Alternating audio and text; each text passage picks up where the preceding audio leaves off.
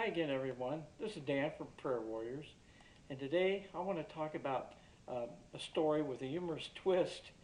During the Exodus from Egypt, the Israelites were guilty of sinning so bad that God sent a judgment, and that judgment was poisonous snakes. They're called fiery serpents, and they came and were biting the people, and the people were dying. The people cried out to Moses, and he did what leaders everywhere should do. He went to the Lord and prayed for a solution. Moses was instructed to make a brass serpent on a pole and place it on a hill so that the people could view it. And when they turned to it and did that, they were healed. I know, that sounds a little bit odd, but God says he uses the foolish things to shame the wise. God's foolishness is wiser than the smartest of people.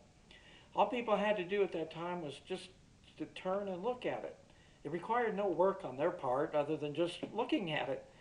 This does not really explain the mechanism of it in the Old Testament or why it was done, but Jesus said, "As Moses raised the brass serpent in the wilderness, so shall the Son of Man be raised."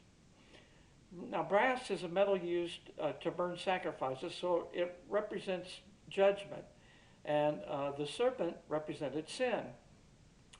Also, Deuteronomy 21, verse 22 and 23 states that cursed is anything that hangs, or anyone that hangs on a tree. Now, this is pointing to and a foreshadow of Jesus' sacrifice.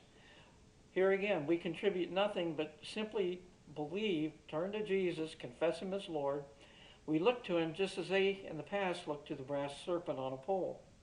Now, here's the humorous part. Centuries later, this story morphed into Greek mythology.